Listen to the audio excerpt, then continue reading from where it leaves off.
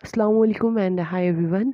आज का हमारा टॉपिक है general characteristic properties of D block elements. सारे के सारे डी ब्लॉक एलिमेंट्स मैं एक निमोनिक से आपको याद करवा दूंगी नेक्स्ट लेक्चर में। तो आज हम देखते हैं इनकी जनरल करेक्टरिस्टिक प्रॉपर्टीज़।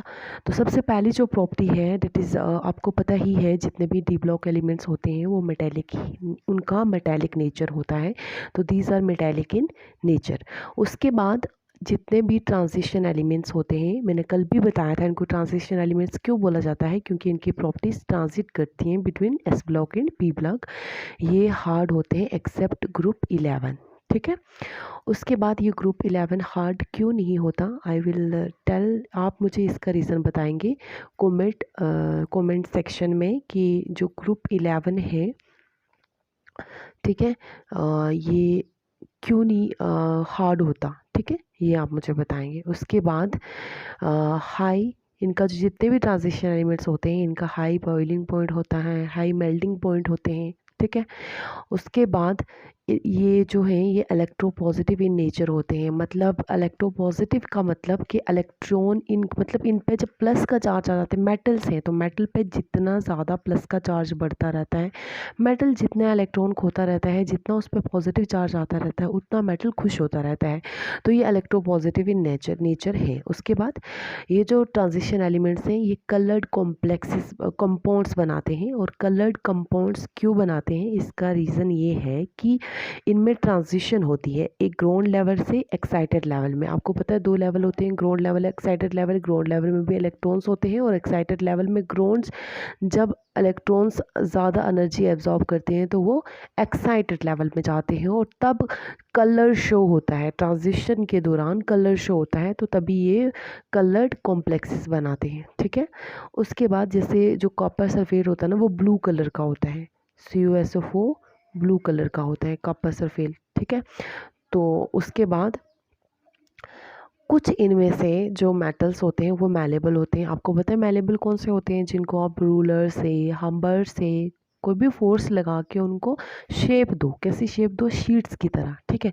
तो ये मैलेबल होते हैं। और इन डक्टाइल, डक्टाइल का क्या मतलब होता है, ऐसे मेटल्स जिनको आपने मतलब हम्बर से मार के या फिर कैसे भी करके इनको ड्रॉन किया इनटू वाइट्स, तारे बनाई इनकी। ठीक है, लंबी लंबी तो वायर्स बनती हैं इनकी। और उसके बाद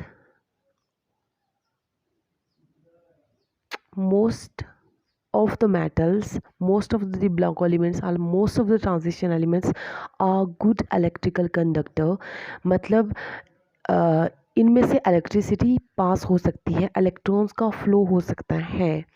तो उसके बाद transition elements form alloy with other metals. देखो अलाई क्या होता है, अलाई होता है दो या दो से ज़्यादा मेटल्स का आपस में मिक्सचर। ठीक है। जैसे गोल्ड भी एक अलाई है। ठीक है। तो जो गोल्ड के आप रिंग लेते हो, वट एवर यू मतलब जो भी आप कुछ भी खरीदते हैं, वट एवर यू परचेज, तो उसमें जो चैन है या गोल्ड है, तो उसमें भी बच्चे पूरा 100% गोल्ड तो नहीं होता ना। जैसे जो 24 कैरेट का गोल्ड होता है वो तो बनता नहीं है। क्यों नहीं, क्योंकि वो इतना सॉफ्ट होता है। गोल्ड हार्ड नहीं होता, सॉफ्ट होते हैं तो टूट जाता है।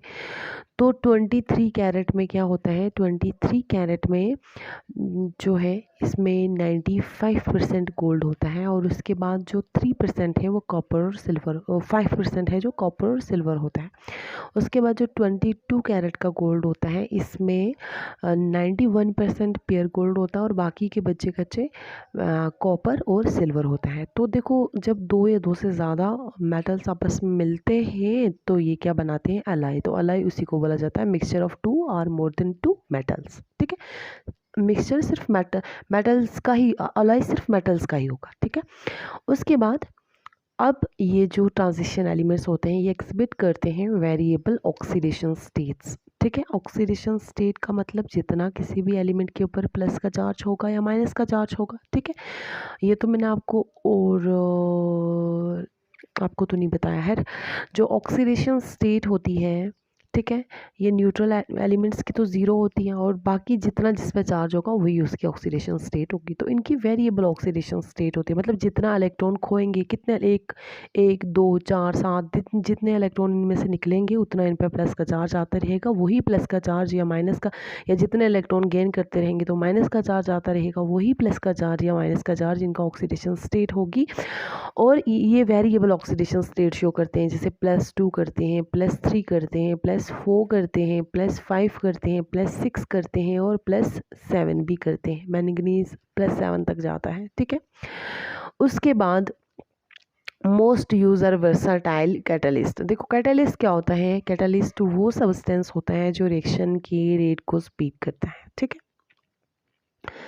मान लो जैसे आपको कर्ड बनाना है तो मिल्क में आपने वो जो नींबू डाल दिया, ठीक है, और वो जल्दी दही बन गया, तो नींबू ने जल्दी दूध को मतलब कर्ड बनने में हेल्प करी, तो वो एज ए कैटलिस्ट का काम करता है। कि देसी सी एग्जांपल है। तो कैटलिस्ट क्या करते हैं, रिएक्शन के रेट को स्पीड अप करते हैं, बल्कि रिएक्शन में खुद इन्वॉल्व नहीं होते। और वर्साटाइल क्या होता है, वर्साटाइल जो जिसकी कंबाइनिंग कैपेसिटी ज़्यादा हो, मतलब जो डिफरेंट मतलब एलिमेंट्स के साथ या कंपाउंड्स के साथ जो है वो कंबाइन हो सकें। तो ये ऐसे मतलब कैटलिस्ट होते हैं, वर्सटाइल कैटलिस्ट, जो हर जगह आप इनको कहीं भी यूज़ कर सकते हो क्योंकि मैक्सिमम कंबाइनिंग कैपेसिटी इनकी हो जाती है।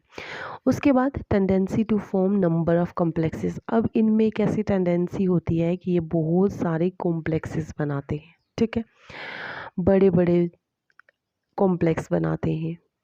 तो उसके बाद जो कंपाउंड्स हैं, ये ट्रांजिशन एलिमेंट्स के जो कंपाउंड्स होते हैं, ये जब बनते हैं तो ये भी इलेक्ट्रोपॉजिटिव इन नेचर होते हैं, क्योंकि मेटल हमेशा इलेक्ट्रोपॉजिटिव होता है और इलेक्ट्रोपॉजिटिव कैरेक्टर में रहना मतलब अपने आप को अच्छा समझता है। उसके बाद एक सीरीज़ के अंदर इन सब की ऑलमोस्ट सिमिलर प्रॉपर्टीज़ होती हैं। हर जैसे स्कैंडियम से जिंक तक जाएंगे तो with in a same series सबकी मतलब ऑलमोस्ट सिमिलर प्रॉपर्टीज़ होंगी, क्योंकि इनमें जो same number of valence electron है, ठीक है, कुछ एलिमेंट्स को कुछ एलिमेंट्स को छोड़ के। तो बच्चा जी अब एक क्वेश्चन का आपको आंसर करना है इन द कमेंट सेक्शन कि ग्रुप 11 के एलिमेंट्स जो हैं वो हार्ड क्यों नहीं होते, ठीक है। तो ये आपको you have to answer my question in the comment section, okay. तो चलिए आज के लिए this much is sufficient. Thank you, have a blissful and blessed day.